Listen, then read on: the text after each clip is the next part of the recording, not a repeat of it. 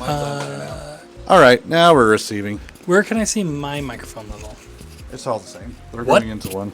Hello, I have reached warning levels. Yes, you have. All right, we're just going to skip over that and hope that it just went somewhere, and that's okay if it didn't. All right. I can repeat myself. Just make sure No, you're it's getting all a right. good amount of You drink. already did it twice. Okay, you don't want your throat dry. But so in response to your question, or your answer may not have been heard, Not over this what chair. kind of pushback did you get from it? Like, you're like, okay, I want this new thing.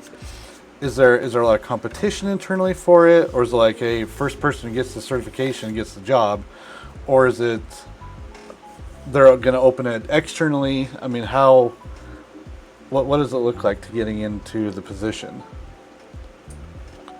Or you basically For- guaranteed it if you just get the certification? Not really guaranteed it because you have to demonstrate that you've worked up to that level essentially. Mm-hmm. Not just by getting an exam, passing an exam. They want you to also demonstrate that you can work at that level and perform at that level. So traditionally how it's worked, and things are a little different now that we've merged with this other organization, and I'm just kind of going based off of our old situation, because I'll be the first person in our department to actually pass an exam and really qualify for promotion. Mm-hmm. So I'm not really sure how that's gonna So play you're out. kind of pioneering the whole situation. Yeah. Well, that's cool, though. Yeah, but essentially, if you can prove you're at that level and you pass a certain exam, there are other exams that one can take to move up. But yeah, that's pretty much it. Okay, so you didn't really get any pushback. Did you? I mean, how? I'm trying to find a way to. Yeah. Okay. While go ahead. you Well, think- yeah, while I you think of how I'm organize trying to your phrase thoughts. it. Yes. Dude, I was there when you were studying for all that stuff in that exam, Yeah. and I feel like there were things that could have been used in your day-to-day life. What are your opinions on that? Or do you think there's any part of that CISA that'll be really benefit you in your normal? Yeah, I think some of it is good information to know and have. For example, Like how to troubleshoot your computer for your husband. yeah, there was a lot about networks. I remember you complaining Networks, you hated the network part. Firewalls. I mean, it's just way more complex than I ever thought it was. Yeah, it's pretty. I mean, there's full degrees, you know, Yeah, for yeah. every little It's intense. piece of those. Yeah, I can imagine. Yeah. So, how long was the certification? I'm sorry, I think you answered that, but how long did it take? You mean like The whole for the thing, exam like itself, or no- like the study process? all of it, like from the second you registered to do it till the certificate's in your hand. So I started studying seriously, or at least more seriously than I was before, in January of this year. Okay, So I'd say that's I right. studied for approximately 7 months. On and off, you know, as I got closer, I was studying a lot more.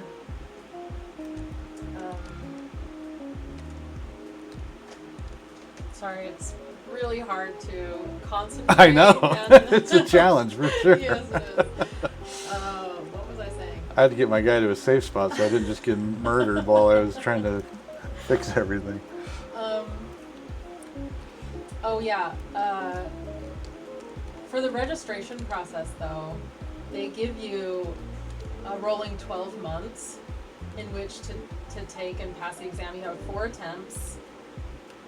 You know, they make you space it out. So if you fail the first time, you have to wait 30 days the second time. If you fail the second time, you have to wait 90 days for the third time, and I think it's 90 days for the fourth time. Obviously, I didn't have to go through that process. Yes, thank thankfully, goodness. but Seriously. yeah, the exam itself You have 4 hours in which to take it. It's 150 questions. I took all but 2 minutes of those 4 hours to take the exam. Right down to the wire. I did, yeah. It just takes so much time to, process the questions and the answers. It's a multiple choice. You get four choices. All right. Well, if you're comfortable sharing, what did you like your final score? How did you do, or is it just a pass-fail situation? No, you do get a score. However, I don't really know how valuable it is to discuss it too much because it's a scaled score. It's like a scaled scoring process. So it's kind of a mystery how it actually works. The lowest score is 450. The highest is 800. I got a 520. Okay.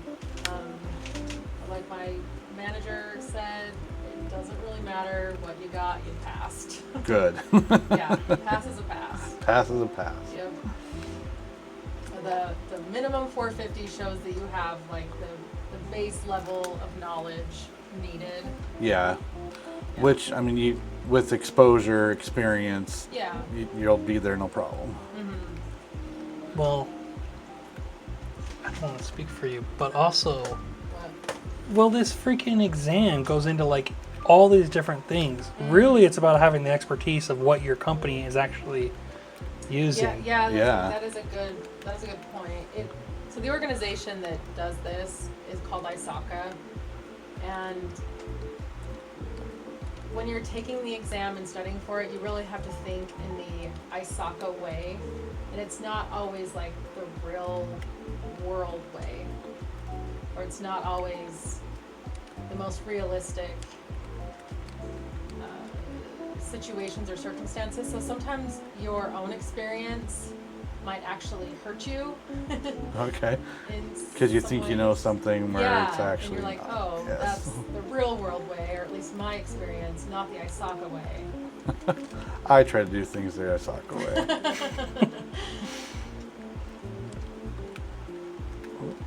That's exactly how I felt going to product management conferences. Is we'd go to, what was that stupid one I went every year? It was so fun. Front, yes, we went every year. Front, yes. it was a blast. Didn't you and I go to Front one year? I think you did go one year. Yeah. I think Bryce sent us there before he passed away. We had an extra ticket or something, and they're like, "Oh yeah, they sent us guys." Yeah.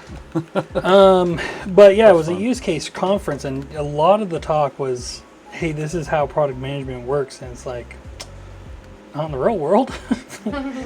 Maybe for you that's how it works, but yeah, everything is take it with a grain of salt. I feel like in those kind of situations. So actually, on that, have they sent you to any conferences? I mean, anything like geared towards? I mean, this is pretty new. Will they be sending you to things like this? No, Things like that? That's more like a preference kind of thing, and also Intermountain is careful about like how we use resources.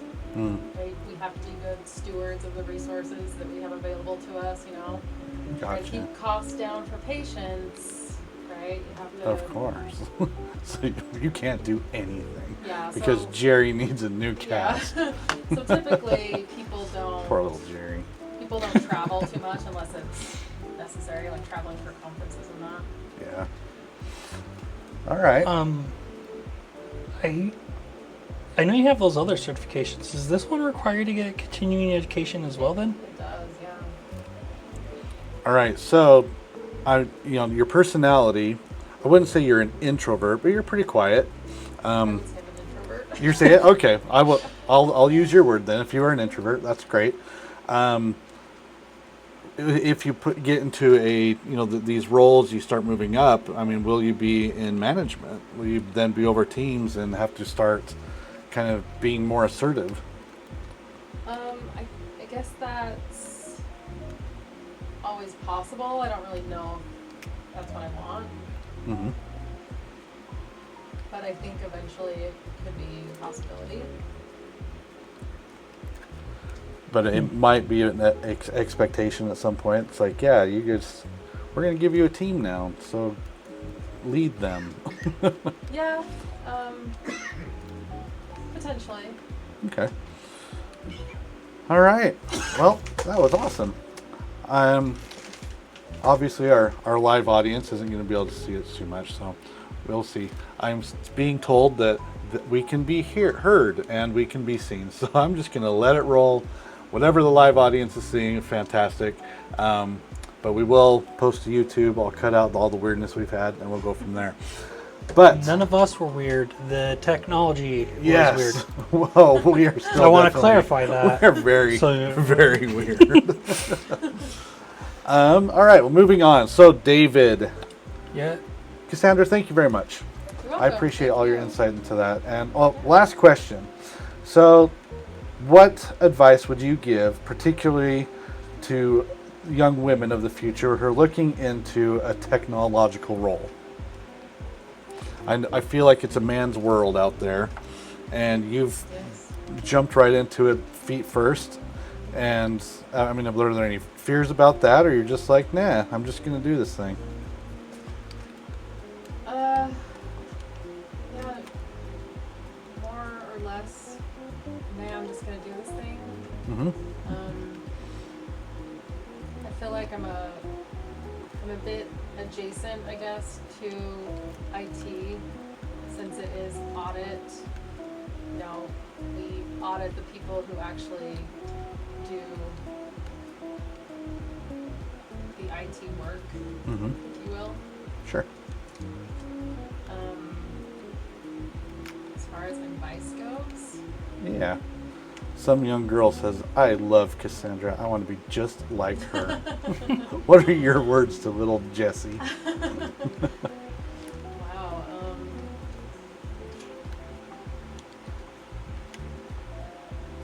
I guess just pursue what you want to pursue, no matter what anyone else has to say about it. Mm-hmm. I would also say, like, based on my own experience,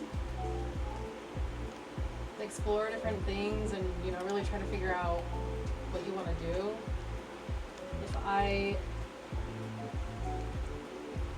Sometimes I think if I had it to do over again, you know, I got a bachelor's degree in psychology.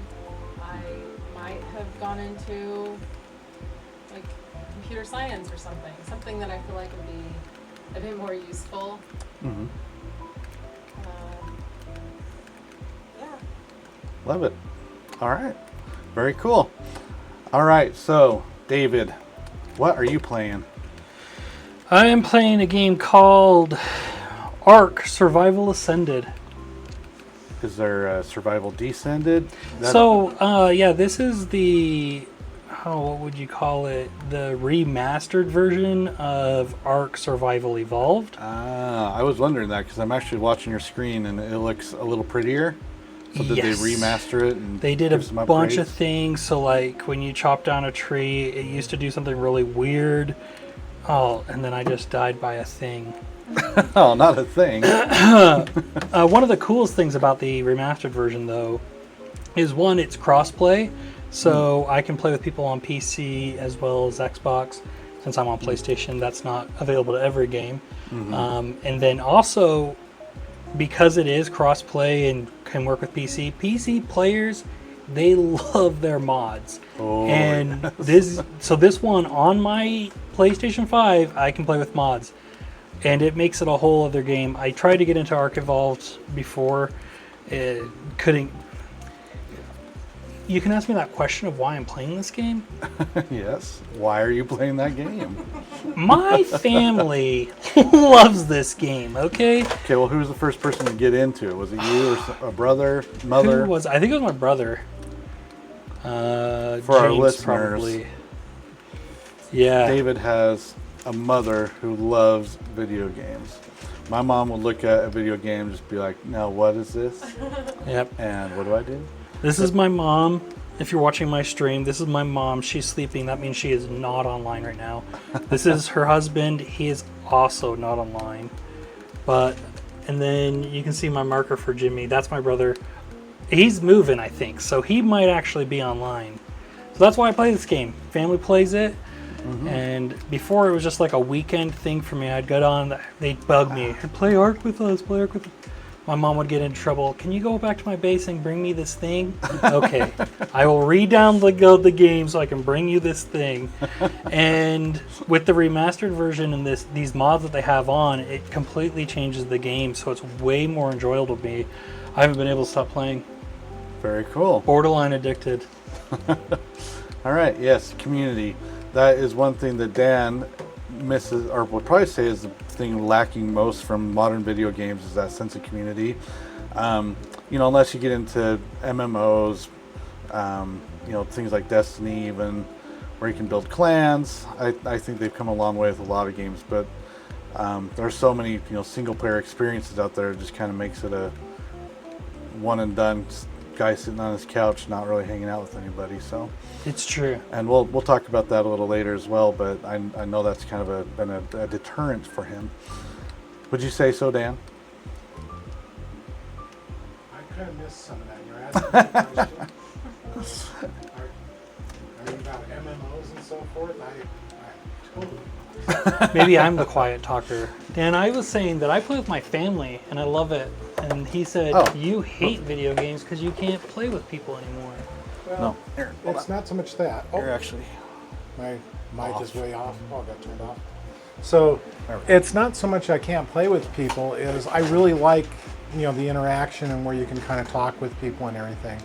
And I never got into MMOs or anything. It's like the joke is I'm here playing Mario Brothers because I don't play video games. Most people know exactly what they need to be doing to get through these levels. This is the first time I've seen level 2 when I made it past here earlier. So it's a very different experience for me, yes. Yes. What is there's actually a name for that, your gamer instinct. So they stopped explaining certain things in video games because they have an expectation that you've played some of these games through the ages. They no longer have to explain to you the top, what would you call that, your compass, because that's one thing that they just expect you to naturally know how to use. Or even some people, it's so cute when me and Cassandra started playing games more. There's these games where you have a mini map when you're like playing multiplayer and you can see where you're at, you can see where enemies are at.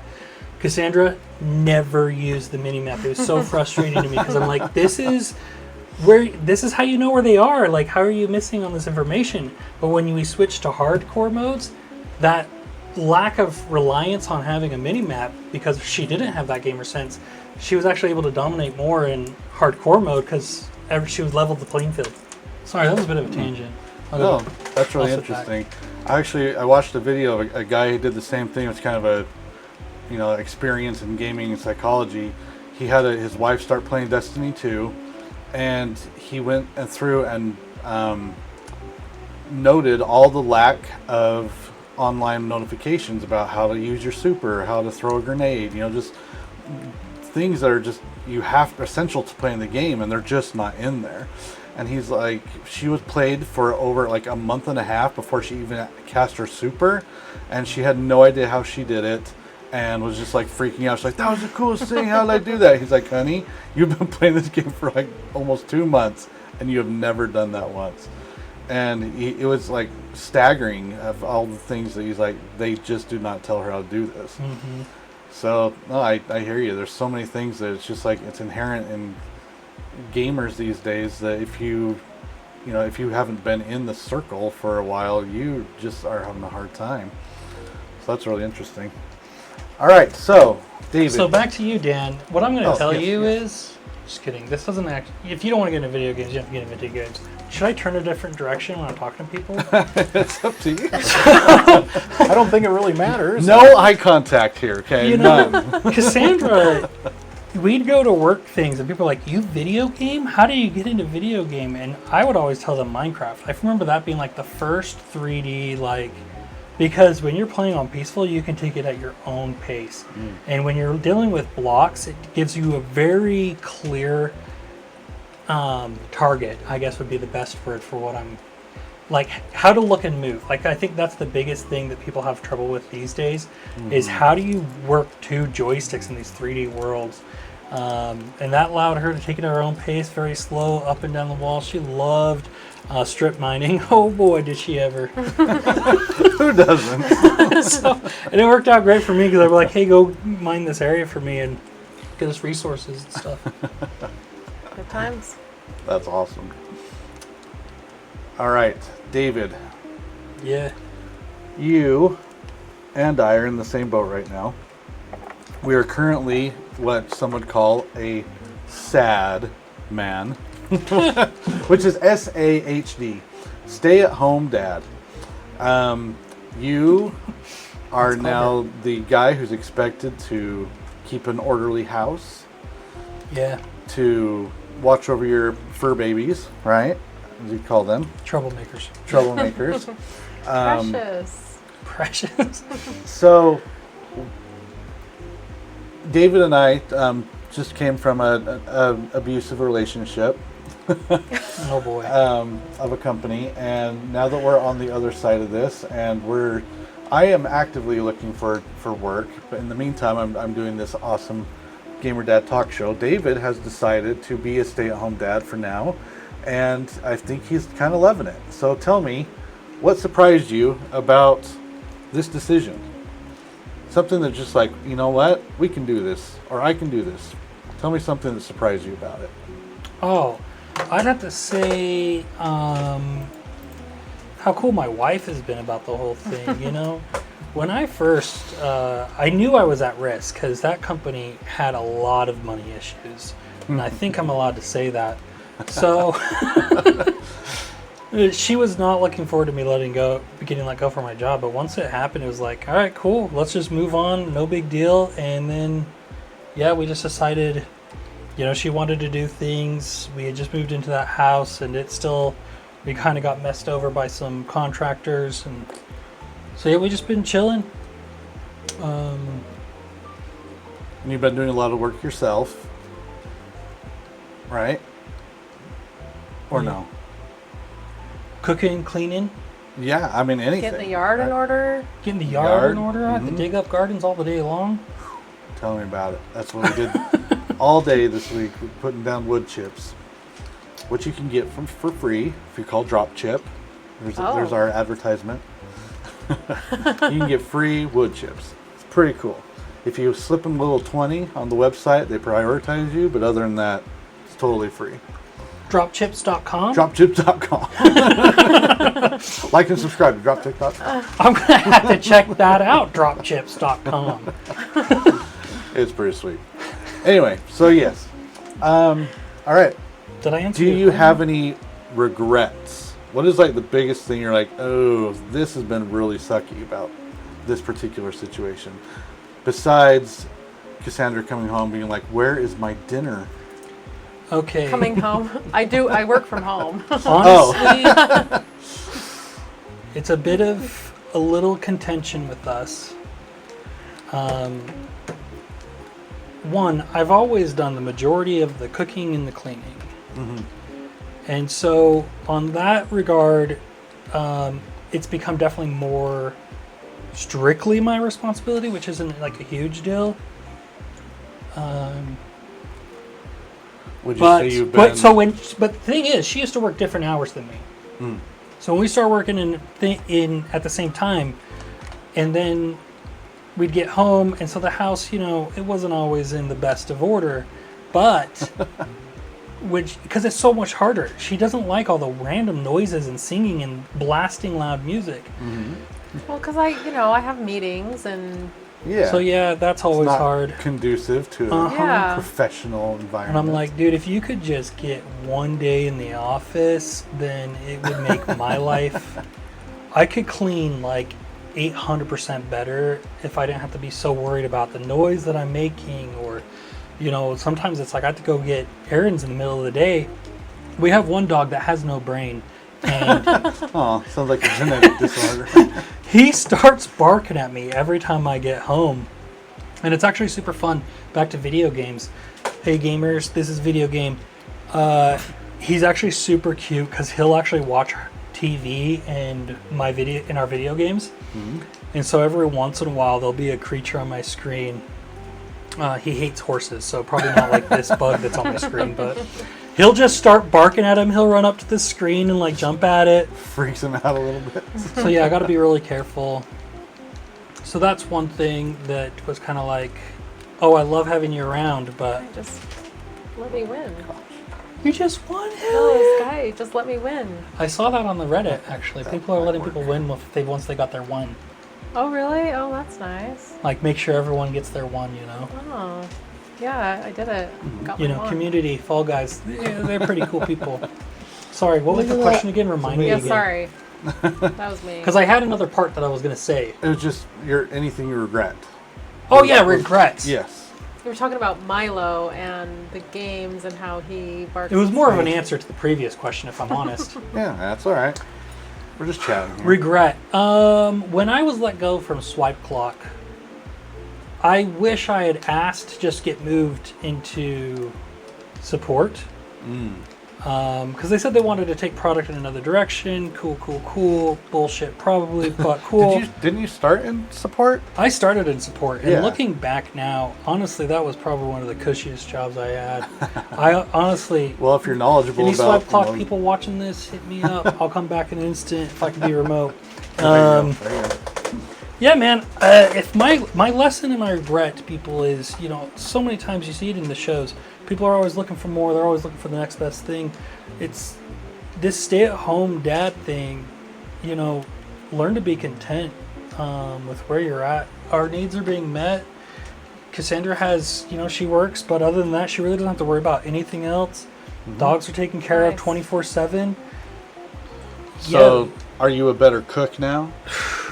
Are you improving those skills? Hell yeah. Okay, there you go. See? So yeah, so when we talk about making I another as well. job, Dan's already a good cook, and so I know he's doing well. I've never been a good cook. I don't know how to cook. oh my gosh, should we talk about the mac and cheese? What about the mac and cheese? I said, please, can you make dinner one time? And she tried to make boxed mac and cheese. I probably messed it up, right? She's hilarious. She follows the instructions to the thing. 6 quarts of water. Where's our measuring thing that can do 6 quarts of water? How do you remember this? Because it was so silly to me. I've never measured out the water for mac and cheese. But you were right. Gotta It follow the is- rules. It's like you've never cooked pasta, and so you don't just like. To me, it was just like so natural. So yeah, we actually been doing a meal delivery thing where you cook it at home.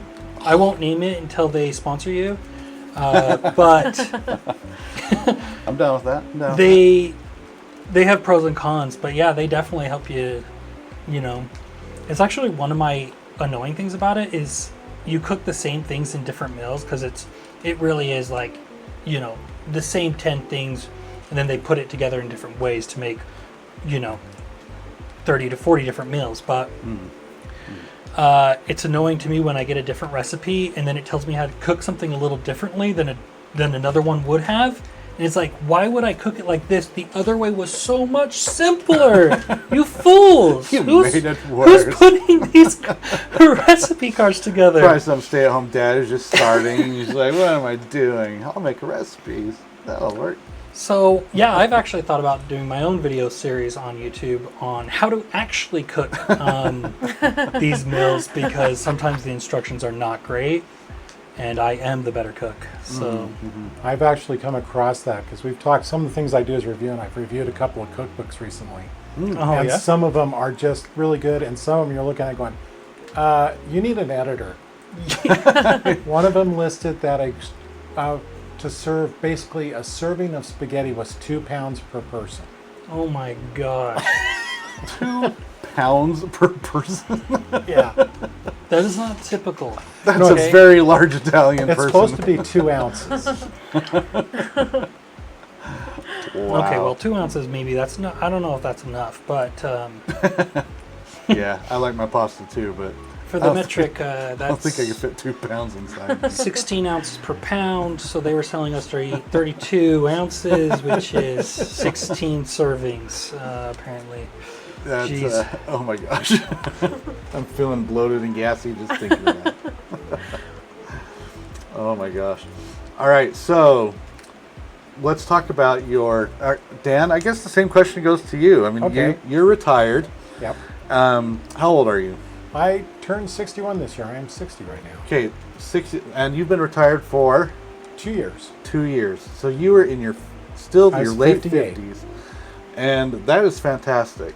Did it freak you out a little bit? You're like, can I do it this early? Well, so what happened for us and for me basically is I was in, the medical fields, working pharmaceutical at the time. So during the pandemic, I had to go to work. I didn't have that option. And so during that week, kind of where I was working again had its own toxicity levels. And I gave them 12 months notice that I am putting everything together and I am done. And we worked it up. So I used that whole last year of just stockpiling money, just so that we would have enough to kind of move forward until the time I could start drawing on other funds. Mm-hmm. All right, so for listeners, Dan and Deidre, they don't have kids, but they're cat people. They're the opposite of you guys. All right, so carry on. Just getting some context. We've got polar opposites here. Well, I don't know polar opposites.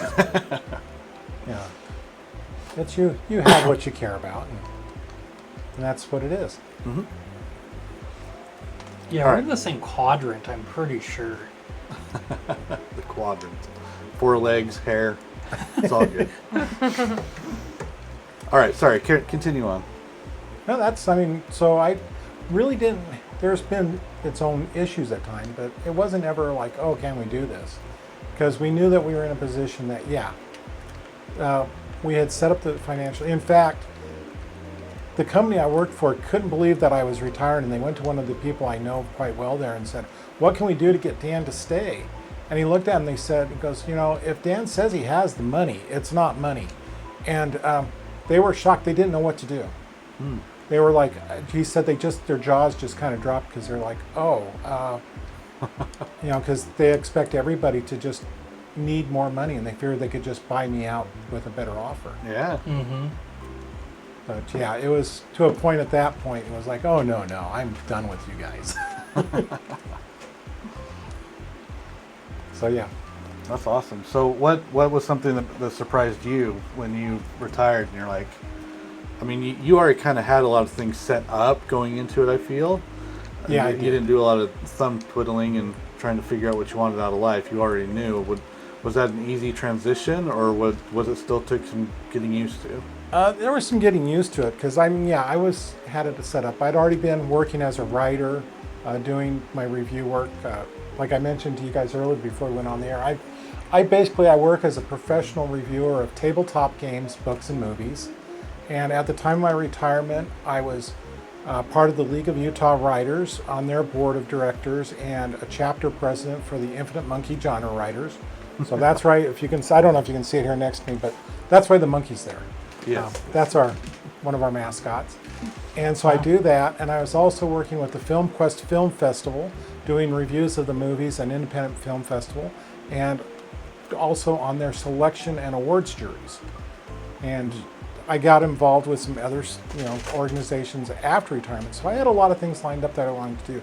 The thing that surprised me the most is the timing worked out in a very interesting way because it's given me an opportunity to spend time helping my mom, who is 92 years old and still just going after life in ways that, like I tell people, I want to be like her when I grow up. She's been an amazing inspiration, but there were some medical issues we've had to deal with that has made it very glad that I've had that opportunity to be there. And that's kind of slowed down some of the other things I did. Well, Sorry, I was just That's getting all right. rocked by this guy. So, all right, that's awesome. yeah, I'm glad you Excuse me. took care of your mom. That's really nice. So, yeah, she, kind of how to explain it. I've grown up with her having narcolepsy. So aging into her 90s, that's something that doesn't usually happen with narcoleptics. But the other thing too is she finally was diagnosed with a autoimmune disorder known as room, which is pretty drastic. And so like she has 9 different doctors that we kind of work out with. So that was probably the biggest change, is kind of getting involved in that level that I never thought I'd be doing.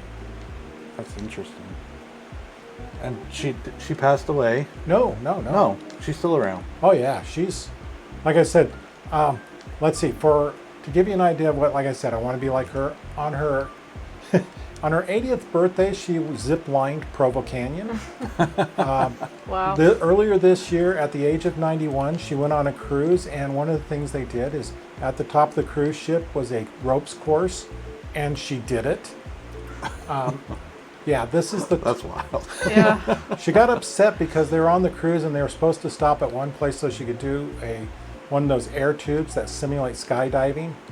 And the ship had mechanical problems, so she didn't get a chance to go do it. That really bummed her out because she wanted to do that. That's awesome. She's still going at it. She's getting ready to go on another cruise. I think 3 cruises this year, and we got a big family cruise coming up next year.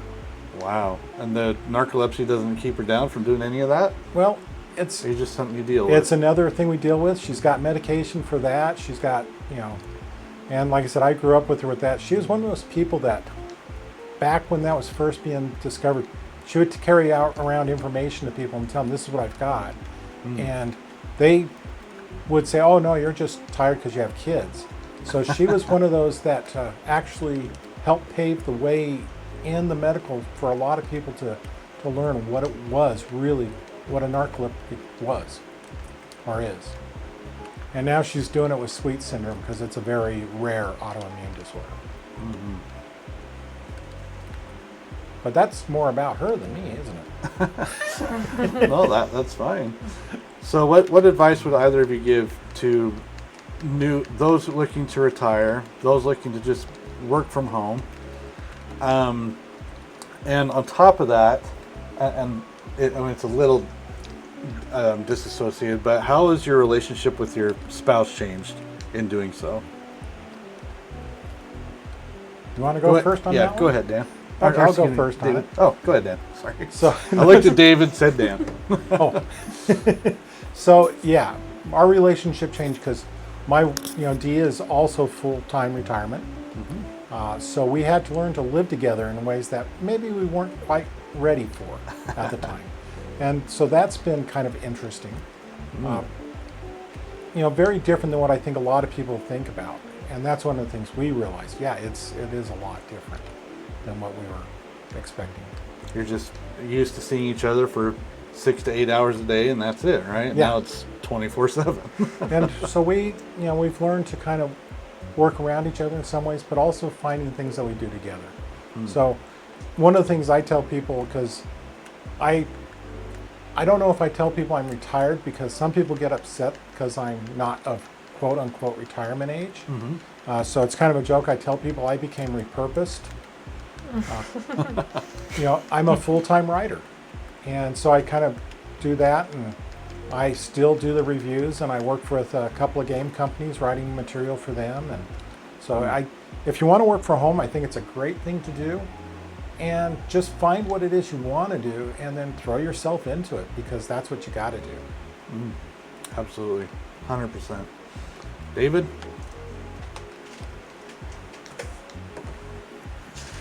The question was, He's putting his hands down. You got to really think how about does your relationship change now that I'm staying at home all the time? Yes. That was one half of it. That was one half. And then what advice would you give, kind of piggybacking on that, what advice would you give to those who are looking to do the same? Okay, well, And I would say too that this started with the pandemic, because we both started working from home at that time. yeah, April 2020, I got fired. It was a rough year. That was just right after I was I was same year in January, right before the pandemic. Right before, and then after you got let go, we told to get work from home. So we still both started great work from home. I did not have an office. I think you were already working from home from time to time, weren't you? Occasionally, I think. Interesting. Because I remember working down in the living room on a recliner, and it was not optimal. We were working in the same room together. Oh, At yeah? least I do kind of remember doing that. Yeah. That was fun, looking up and seeing your super hot wife. Who doesn't love that? You know? Oh yeah, I hear you. But then, I'm talking about how our relationship changed. Yes. I Did it change? don't work. She does. And so I have a lot more free time than she does. And I know that can be hard to deal with sometimes because I'll be downstairs gaming because I just don't have the motivation to do anything that day. And then that makes it harder for her to work. So, it's making sure that I keep doing what I can when I can so that she doesn't hate me. And then... Well, there are many other reasons, but... Yeah, honestly, and I think I've talked about it a little bit before. It's just... Sometimes it is really hard to do things when she is trying to work because that's not the way I work, and clean is not, I'm not quiet. I want to sing and I want to dance and I want to run around, and I don't do things in necessarily the right order. I don't focus on one room. I'm just going everywhere, whatever my mind takes me to, and that's the best way I get things done. So yeah, just little things. And like Dan said, you're always in each other's space. When you only have, I don't know, she works. So for me, it's like, sometimes Cassandra's the only person I talk to for days. So yeah, I think it's, if someone's looking to do that, make sure that you are prioritizing time with other people so that you don't forget how to talk to other people. And then, Don't lose all your math skills. sometimes it's just, a lot. Sure. Same little things become bigger things if you're not taking time for yourself. And yeah, make sure you got some space. Very nice. I love it. Oh, All right. yeah. And then if you want, I can tangent again. Give me a little tangent, and then we'll move on to Dan. We play video games, me and my wife together, and we love it. And that's another times where sometimes too much of a good thing can be a bad thing. Because we used to love playing Apex together, but I was ready to move on, and she was not. So I'd be like, all right, game time, what are we playing? I only want to play Apex. And I said, I will play literally anything other than Apex. Not feeling it, huh? All right. So yeah, So in how a did- similar vein, it's like sometimes you just got to be able to play your own. And how did you resolve that? Did you have to find something you both liked again, or did one of you have to cave? I think we did go back to the basics. We started trying to play Minecraft again. Tried to Yeah. play. It was great. It Takes Two at that time Oh, was yeah. another Oh, one we yeah, diverted yeah. into. Yeah, Emmy and I played that Where a little bit. Which is a game about two people getting a divorce and then they have to go save their kid. Uh-huh. So, we weren't to that level. But it was kind of like, hey, we're working on our communication skills again. And because you only could control one half of the screen, and sometimes you got support. You had to communicate what you needed on your side of that game, which, shout out to that game. It was fun. It was a fun game. Yeah, we need to finish that. We never finished it. Yeah. Honestly, did we? and we're We talking got- about our we got like relationship. halfway So I feel through like and just Cassandra, do you have anything to say about how our relationship changed? Do you feel like I'm off?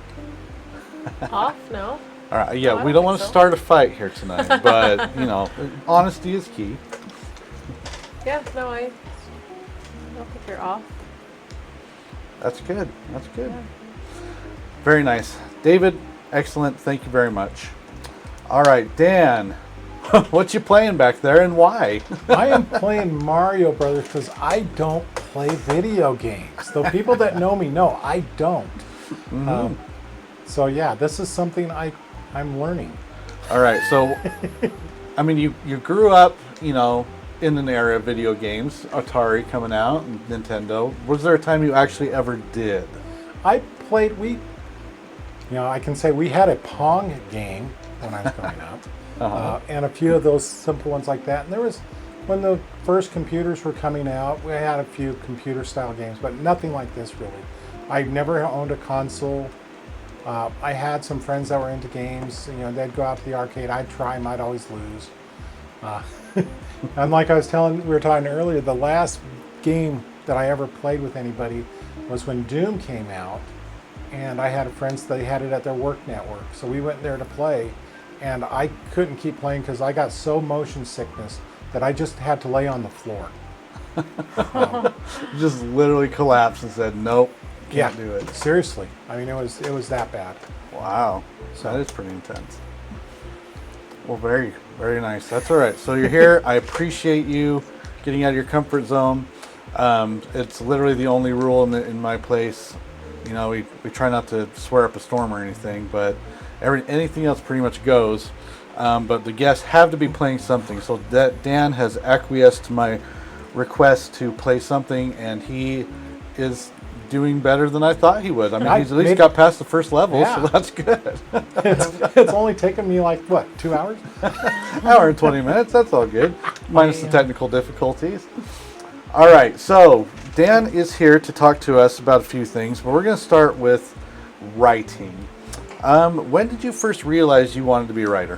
When I was young. I actually used to write some really bad stories when I was a kid. Really bad stories? Oh, yeah. As in inappropriate or just not very good? Not very good. Oh, okay. I mean, I just, because what kind of kid were you? I didn't know how to write that well, but I love to tell stories. I love storytelling. And that's kind of played off with me very well. So I tried to pursue it when I was back in my college days, first starting out. That was, back in the 1980s. Mm-hmm. And I never got anything published then. So I went, okay, just kind of go with it from there. And gave up on it because of other things. But about 20 years ago, I guess, I went, I really do want to do this.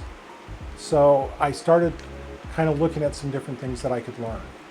And one of the things I started doing was I started a blog, because that's what they were starting up at the time. And this was in 2012 when I started the blog finally. And I figured one way that I can teach myself to be a better writer is just to write every day. And what I knew is I've been playing games all my life.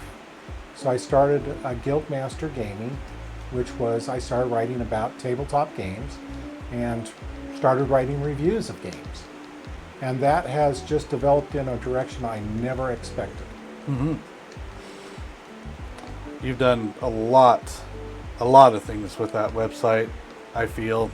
Not only from the writing and the tabletop games, but I mean, you've even branched out into affiliate programs and getting Dee to do book reviews. And I mean, it just seems like a real passion project that's been your baby for a while. Yeah.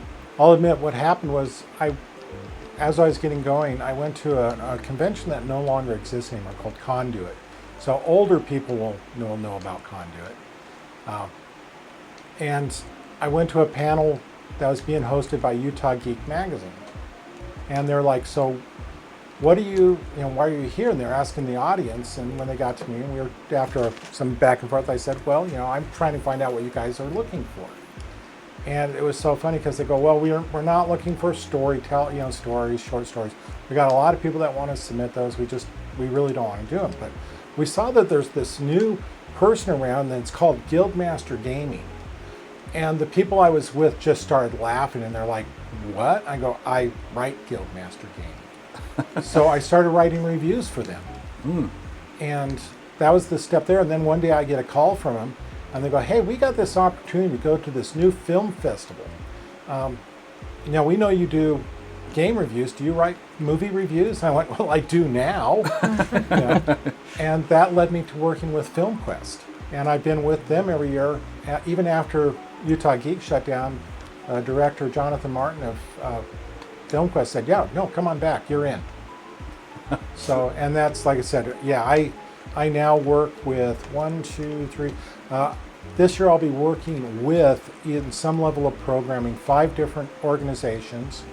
And I've been on panels in a number of others, including with FanX coming up. I'm going to be on a panel there.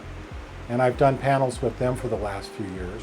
Mm-hmm. So I've had, it's really branched out and given me a lot of opportunities. It's taken me to Gen Con. If you're into the gaming community, the tabletoppers know that one. It is the largest tabletop game convention in Indianapolis. They used to have upwards of like 70,000 people show up. So, Wow. That's a big convention. yeah. Oh, So, so I mean, So I mean, like coming up this weekend, I'm going to be at the Quills Conference with the League of Utah Writers. Next month, I will be at FanX on a panel. At the end of this month, I'll be at SaltCon. I'm helping put together panels for them about tabletop gaming, RPGs, writing, all sorts of different things. Next year, LTUE, the Life, the Universe, and Everything Writing Symposium in Provo.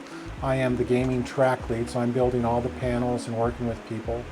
And I'm going to throw a little thing out there for if people know it. Those people that are into, especially tabletop role-playing, Ed Greenwood, who was one of the people that wrote Forgotten Realms for Dungeons & Dragons, he's going to be our gaming track lead host, our special guest next year. So I'll be able to sit on panels with somebody that is one of the big writers for Dungeons & Dragons. Well, that's very cool. Very cool. All right, and I know you've been doing, I know you're big into fantasy, and so it might go without saying, what are your favorite books to read? What genre? Oh, what genre? Actually, I like most, like you say, science fiction, fantasy, but I'm a big fan of post-apocalyptic, doing with some of those things in terms of reading and gaming. But yeah, darker fantasy. I like something that's a little bit more, that you have to kind of, a little bit more scarier to you. But yeah, I started some of the earlier books I read that got me into it. Isaac Asimov, Foundation, and I, Robot series. You got the White Gold Wielder, the Thomas Covenant series, fantasy. Anne McCaffrey's Dragon Riders of Pern. Sanctuary or Thieves' World, which was a series of anthologies put together by Robert Lynn Asprin and his wife, Lynn Abbey.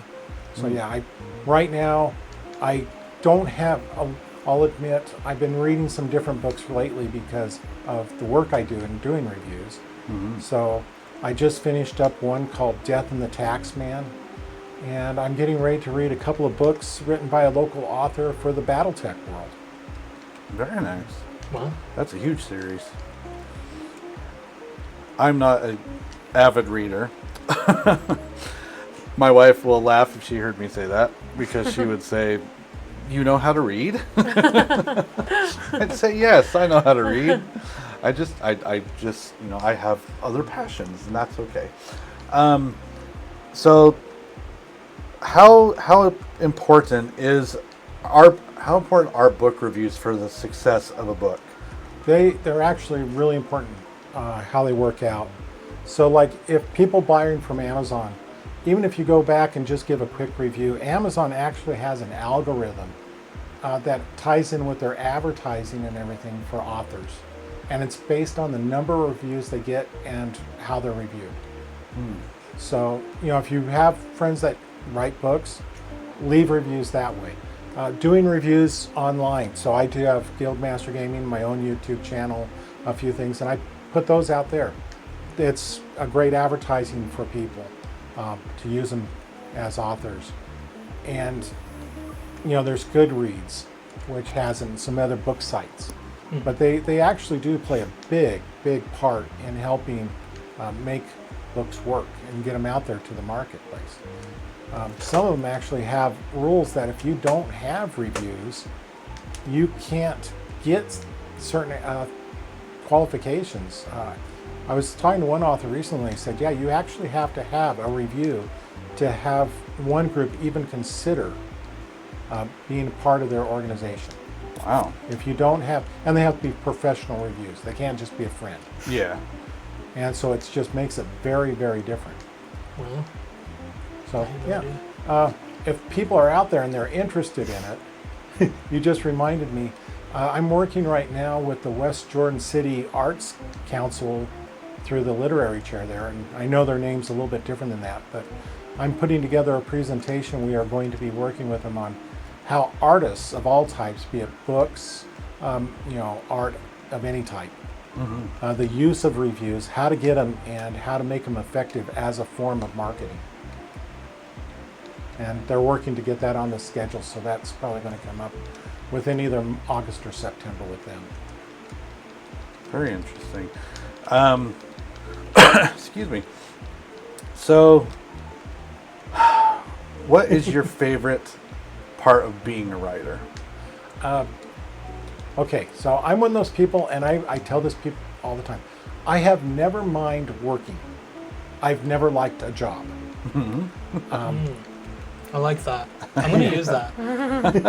I mean, I'll work, and I work hard when I do it, but I never like the idea that, oh, this is when you're tired, this is when you're hungry, this is when you won't need to go to the bathroom. It's like, no, I want to do it on my schedule. Yes. And yes. that's one of the big things I like, but it's being able to just kind of be creative and be around creative people. And I love that. I mean, my wife Dee will tell you that. I mean, we're having fun right now, a group of us, because one of the things I'm doing to help the local authors is we've been going out to farmers markets with our League of Utah Writers and with our chapter to sell our anthologies and sell their books. And just being around creative people like that is just a lot of fun because they just energize me. Oh yeah, they feed off of each other. Yeah.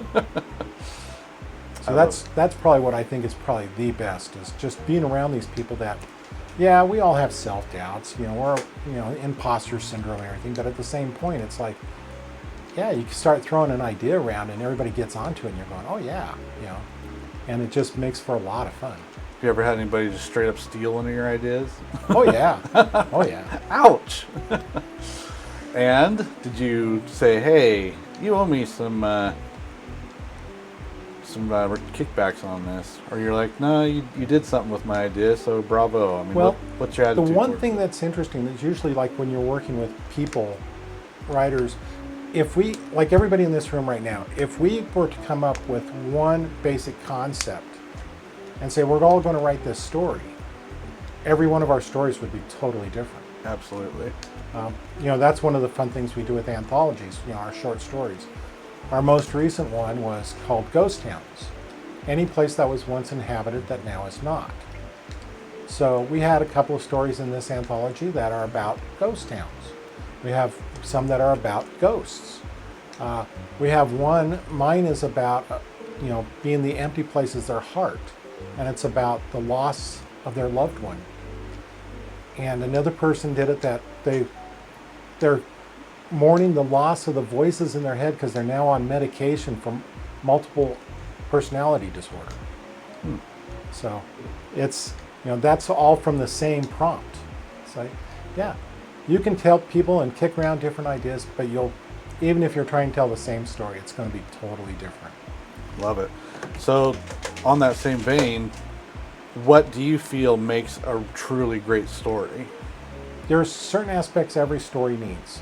And, if you take a lot of writing, it's funny, you have to ask people, what 3 things do you need to make a story work? And they'll tell you a beginning, a middle, and an end. And it needs a setting, a character, and a plot. And if you can maintain those, you get the interest of a good, solid character that's taking actions in a unique place for them.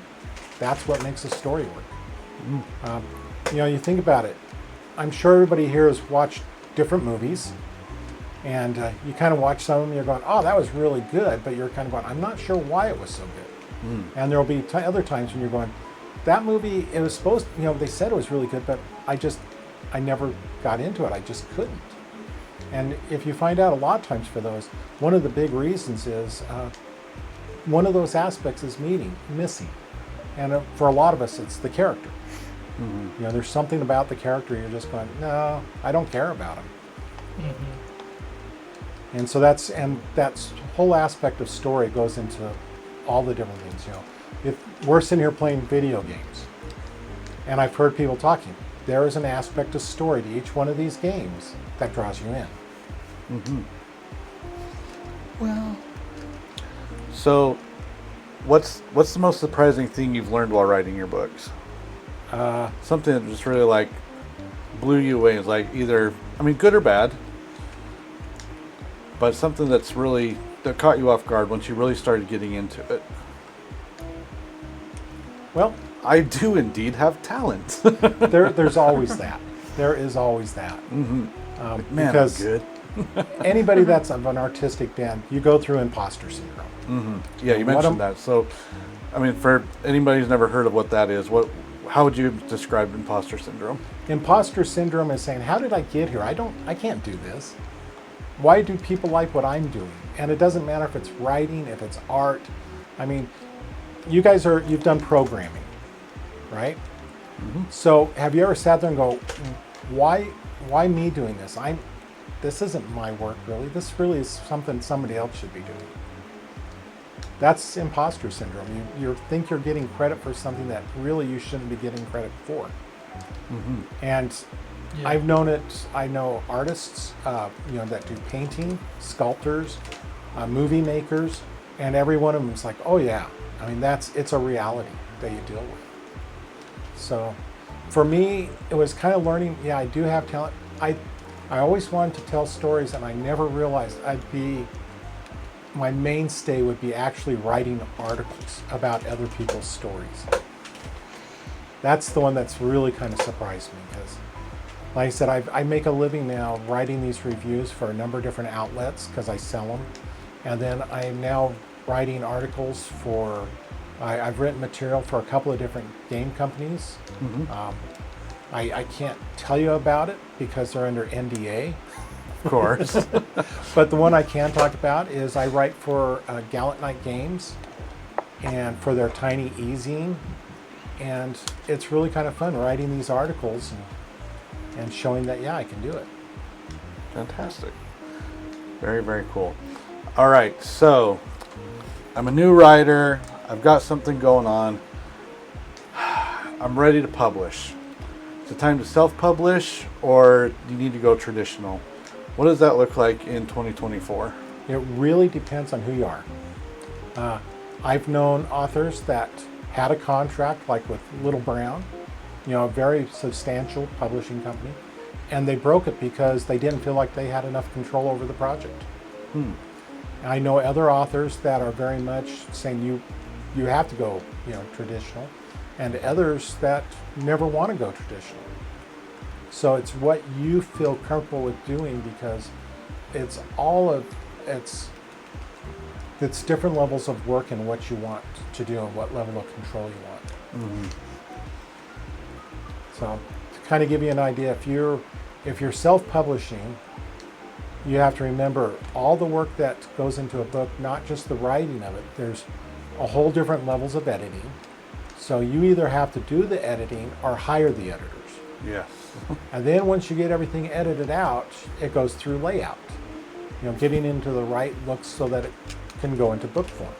So that means you need someone to do that. Well, then there's the aspect of cover art. And that is another big thing that has to be brought into it because what makes good cover art? And then the one thing that I find most interesting with most writers is they want to do the writing and they say, well, I want someone else to sell it, even when they self-publish. And it's like, no, marketing is another big part you have to do. Yeah, I mean, absolutely. Even big names like Stephen King, they get a contract. They still go out on book tours and do signings. Yeah, what's the point of a good book if nobody knows about it? Yeah. And so that's, like I said, it's all depends on how much you want to do, how much you want to put into it as a writer.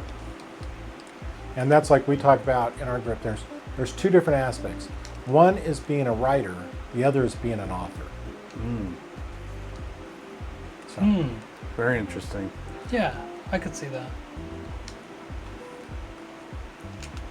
Cool. Yeah, I was thinking about getting into writing. oh yeah, I'd recommend it. What's your name?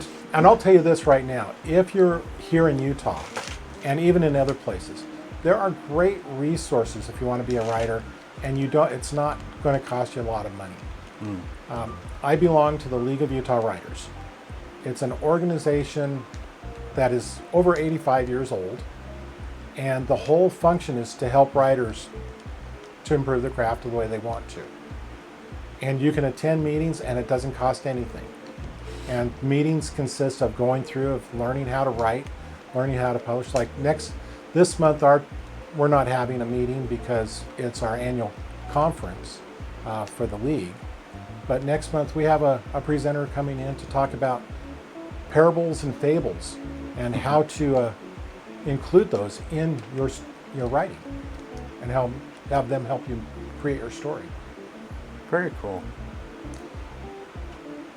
So All right, so I love some of those points you brought up, and something that I know is kind of enabling but also ruining a lot of industries is the use of AI. So obviously I would never want to read a story written by a computer. I mean, it's just trained off of somebody else's, etc.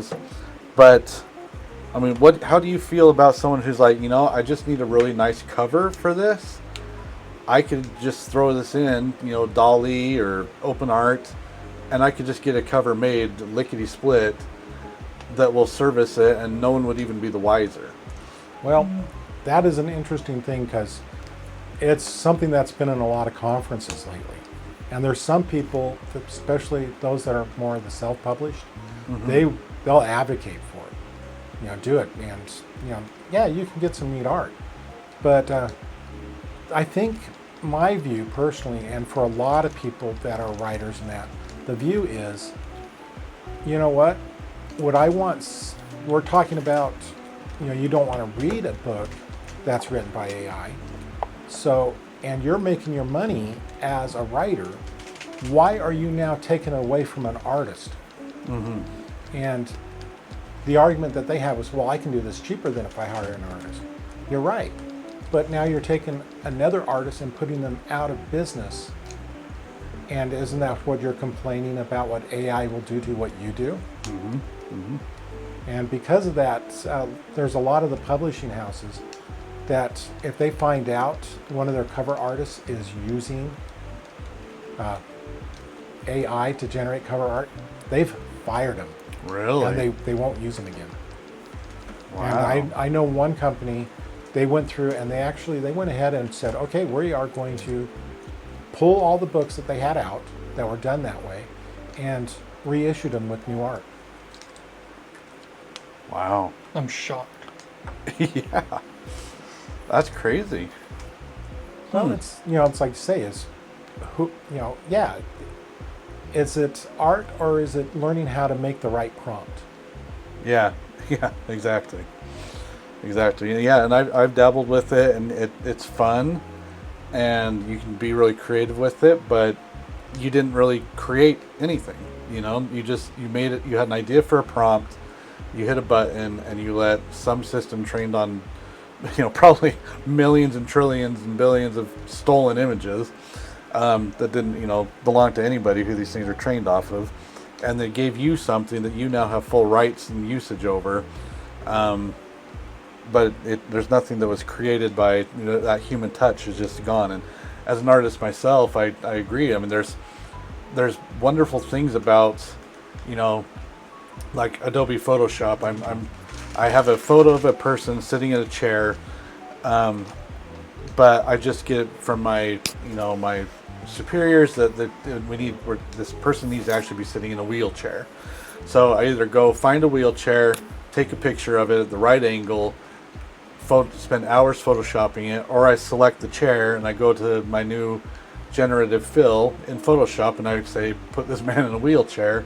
10 seconds later, it's done. He's in a wheelchair and I can move on with my life. Yeah. So, there's parts of it that are fascinating and they can simplify workflows, but I would never say that I created that. I did not put pen to paper. I did not put paint on canvas. There was nothing that I would look at and say I'm really proud of that, but I got my job done and it enabled me to just move on with something. Nobody's going to look at my work and say, well, I got to put a frame of that in my office. That wheelchair guy is just so amazing. So I feel like there's a time and place for it. It's enabled a lot of people, but it also, like you said, it robs people of their ability to provide a service that they're really, really good at. Yeah. Now, with that said, I will say I know people that use AI quite a bit in their writing, but they do it on a very limited stance. It's not to actually create the story, because we have a person in our writing group that he's worked in the field for some time, so he showed some of the aspects. And it's like anytime you gave a certain prompt to be in a post-apocalyptic, it had a same scenario play out in the short story, no matter what the rest of it was, which was so absurd that it was not, it made it so it wasn't usable. But at the same point, I know people that what they'll do is they use the AI to like, okay, I got a random name generator. Yeah. And they'll use it, okay, I'm writing a piece for, 1900. I need names for 1900. And they get that in, and then it just prompts out, here's the names that were common during the time. So it's kind of, on that level, it's kind of more of an advanced research tool. Sure. And it's enabling rather than prohibiting somebody else from providing that service. I mean, Yeah. there's not a place you can go and get all the names of, like you said, 18th century names. Well, you can get them. It's just, it's a lot longer to research them out that way then. Sure. Yeah. Awesome. I would say it has its place. It's just making sure that it's, it's ethically used. Yes, 100%. Love that. All right, well, we only have about 15 minutes left, and I want to get to tabletop gaming. So how did you transition from being a teen who loves Dungeons and Dragons and playing with friends to actually getting into reviewing, consulting, and all the other things you do as a avid tabletop gamer? Okay, so give you an idea. I don't remember when I first started playing board games, but I can remember playing Risk when I was like 6 years old. That our family just played games. I started playing Dungeons and Dragons in 1979. So the way I got into it is, like I said, is when I started all that, it was like, how can I improve my writing skills? And by doing that, it was, okay, I know games. I like games. I had a bunch of games around, so I started getting with people, we'd play them, and I'd write up a review about what is this game really like. And that led to getting a job as professionally reviewing games. And it's been kind of interesting because as time has gone on, I now have connections with a number of game companies. And I know some of them people will know because like I just got some, a book review from Catalyst Labs, who does a lot of big name games, including Battletech and Shadowrun, just because of what I've done before with them. I'm kind of known for having a lot of good information, of writing up a lot of different types of games, and I just talk to people and go out and offered it up, and I have a different philosophy than a lot of people about doing reviews, and that is I do not charge the artist, the talent, for a review of their product. I make a living just like they do. I'm selling my work afterwards. And I tell this to people all the time, and I've actually had people get really upset with me. If you're paying for a review, you're not paying for a review, you're paying for advertising. And so you better be getting a good review out of it if you're paying them for it. And there are a lot of websites and companies that actually, that's where they make their living, is they charge, upwards of $300-400 to review their game. And Wow. and I was like, no, I don't do that. So that's how I've made it work for me, is because I kind of look at it's like I'm on the side of the artist. And I look at the people that do that other aspect. It's like the people that during the gold rush in California, they were out there selling, the shovels to the miners. That's what I look at. It's a lot of these professionals that say they're reviewers, that they want to get paid to play your game. Interesting. So,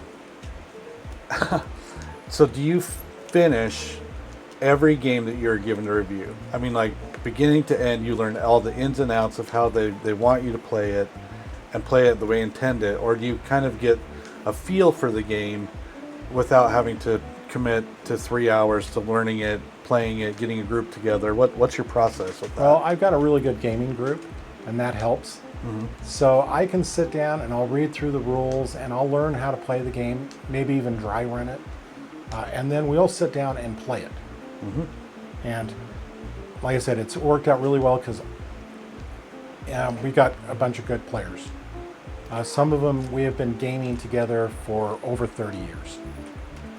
So it makes it so that, we can do that. So I play through every game I get. That's fantastic. And do they feel the same way, that they like to do it for free, and that they don't donate their time to just getting to play some new stuff? We're going to get together and play games anyway, so we love playing new games. Yeah. So we do that, and they've been really good about it.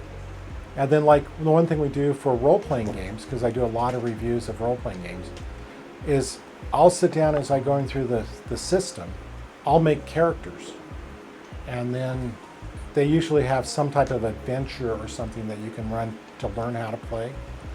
And so I'll take on the role of the game master with them, and I'll have the characters built so that they don't have to spend that time doing that. That's awesome. And then run the game. So it works out really well that way. So if you want to get involved in some play testing. Honestly, I mean, that's my biggest problem with getting into those kind of role-playing games is you want me to make my character, you want me to do all those other things. I want to do it like they do it in the shows. Just show up, you have my characters, you run us through the story, let me get into the story, not all the mechanics behind it, you know? Now I will tell you that the shows that you see about like, Critical Role and that, most home games are never going to be like that. I mean, because they're professional actors, professional voice actors. I had the chance of meeting Mercer at a film festival a couple of years in a row. And that's when they were first starting. And he was like, I can't understand why anybody would want to watch us play when they could play on their own. And it's like, dude, you're all improv specialists. You're all voice actors. You should be really good at this. That's the reason why everybody wants to watch you. But most home games, you're going to develop your own feel, your own style. It's going to be, what do you find fun? What is your own sense of humor? And also, it's finding the right game. I mean, most of the games you see out there, they're going to be, they do Dungeons and Dragons is the big one, 5th edition. I know one group, they do Pathfinder. I know another group, we play all sorts of games. Like we were talking before we got started here, I have over 500 role-playing games. And in the crowd of people I know, I know someone that has probably 3,000 to 5,000 role-playing games. But he's a professional developer too. So do you feel that game reviews are just as important as book reviews? Or Yes. Yeah, and in some ways even more so. There is one site out there called Board Game Geek, or BGG, and that's what it's known for. It's a place where you find out about games, and it's important to have reviews on there for a developer. Love it. All right, so big question. You get together, do you dress up? No. And we don't do all the funny voices. There's a lot of things that you see if nobody was looking, would you do it? Okay. If you would have seen me last year at FanX, you would know that I do have a little bit of level of cosplay. I also did that at FilmQuest for the costume party that they did. And you can do it for fun, but it's not a requirement. I'm not going to judge. I think they can get pretty creative with that stuff. Oh yeah. If it helps you get more immersed into what you're doing, then by all means. Yes, definitely. But it's not something you have to do. Sure. And it's just like, I've heard people, you got to learn all the voices and that. It's like, no, you don't. No. I mean, I know some professional game masters. I mean, they do that. That's all they do full time. That is their job. And they do all the voice and that. But this is the same person that, Dungeon Master Direct, Dax Levine, he helped develop the improv group at BYU Hawaii. So it's like, he knows what he's doing with that. Yeah. But I am not going to spend that type of time to try to develop all that out. I know another person that's ran a game for a bunch of film writers and so forth through, one of the studios out of LA. Same thing. He's gone in all that. He understands all that, the voice acting that, and he does it for him. But it's not required to have a good game. And if you think that's what's needed to have a good game, then you're missing out on the real aspect, which is in role-playing games, it's creative, you're creating story together. It's cooperative story creation. And so you have to approach it on that level. And if you do that, you can have a lot of fun with it. Absolutely. We just got a new game called Castle Panic. Yep. Kind of based on tower defense games that you find on mobile devices. And I have that one. do you have it? We freaking love that. Yeah, it's really great. We thought, hey, let's just try it. And So have you played it cooperatively or competitively? yeah, we did. We didn't even know there was a competitive mode to it. So okay. we're afraid to kind of go down that path because of how divorces happens and rates are up. So and my children get incredibly competitive as well too. But we want to try it maybe before Ian leaves on his mission. So it's definitely something we're looking at doing. But yeah, we love it. And so you gave us the game Pandemic a few years ago, and we could not get into that one. It was intense. I mean, there was so much to go on. Our kids were fairly little at this time. I mean, this was probably almost 10 years ago. So our oldest was 10, and so much was going over their head. So we kind of want to give it another chance, when especially games that you can work together, and kind of everybody passes or fails or whatever. But they're story driven. Excuse me. So we just mentioned two, and as we're kind of wrapping down the last few minutes, what are some of your favorite games? And maybe they're really popular, or maybe they're lesser known. But maybe quickly rank them mentally for beginners to advanced gamers. So maybe your top 5. Okay. So start with beginners, and then go to your most advanced that people would really love. Okay, so I'm going to kind of keep with what they call the modern gaming cycle, modern board games. Because you have two basic styles, and one of them they call them Euro games, and one of them is American style games. To give you an idea what those are, is an American style game would be like Monopoly and Risk, where you fight down to one person left standing. A Euro game, everybody plays to the end of the game because you're going to like a victory point system. I like those games better because then you don't have people sitting out while everybody else plays. Yes. So in terms of that, some of the better ones I think, for starters, is, there's the one that most people know about, and that is Settlers of Catan. Yes. And it is a very good Euro game going that way. You can also do Ticket to Ride, is another good one for beginners. And they each have their own strategies. Then you can move up to something like Agricola, which is a worker placement game where you're building a farm coming out of the Dark Ages.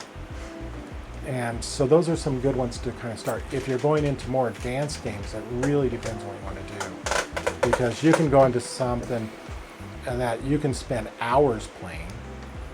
If you want to play Terraforming Mars or Nemesis.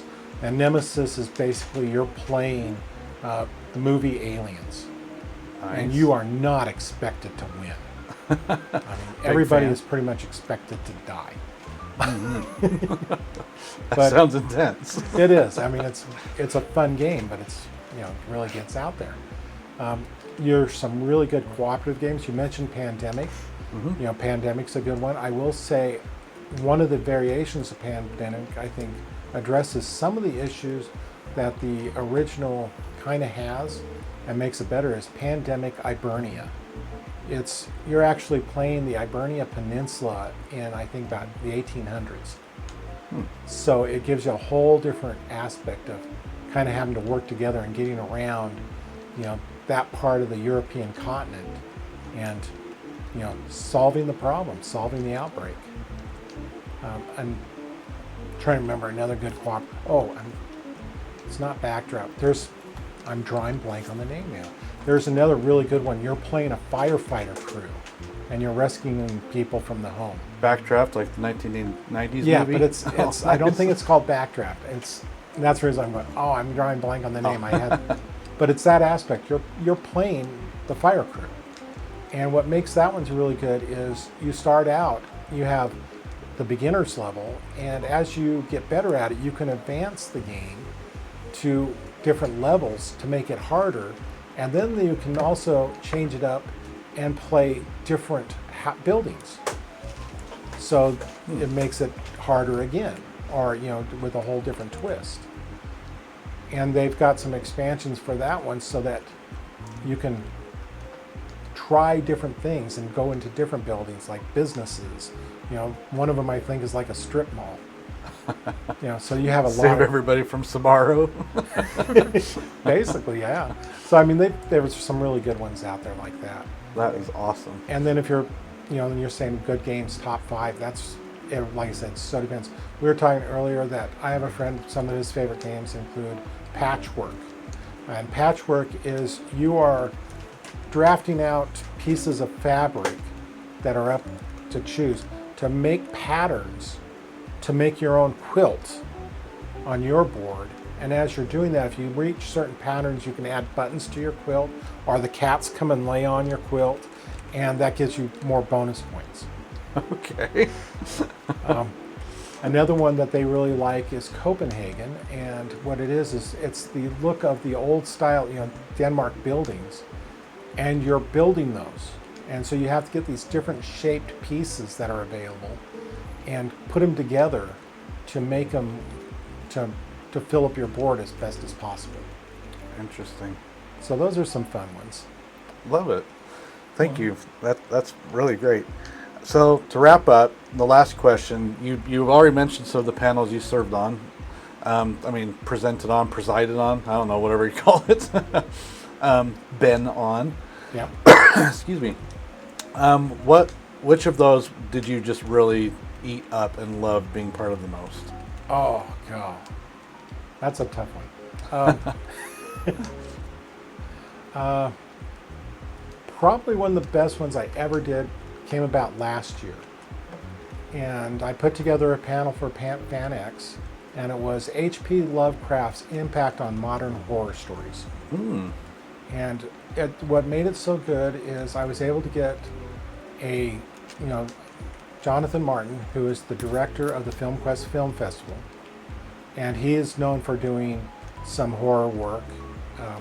In fact, there's a film that was written by a local person, Blake Castleman, and Jonathan directed it. Something about the devil, the white devil or something like that. And so we had him. I had Sylvia Langdill, who she is a horror writer, member of the Horror Writers chapter, the Utah chapter, and they also do Timber Ghost Press, which specializes in horror. And then we had Corinne Larinaga, who is an award-winning horror writer. She was one of the finalists at Dragon Con for young adult horror. And Johnny Worthen, who is a major local author with a couple of strong horror pieces. And that was our panel. And we just had a lot of fun with it because we had people that were all very knowledgeable about Lovecraft and the Cthulhu mythos. And we started having fun with it from the time that we started. And it went really well. And I don't remember exactly offhand what we're doing this year, but Sylvia reached out to me about doing a panel this year that got accepted. So we're going to be doing another panel. And knowing who it is, it's going to be something about horror. That's awesome. Very nice. Something to look forward to. So, people listening at home, go check it out. Dan is wonderful to listen to. The people he associates with have such wonderful insights. I've only met a handful of them, but I know he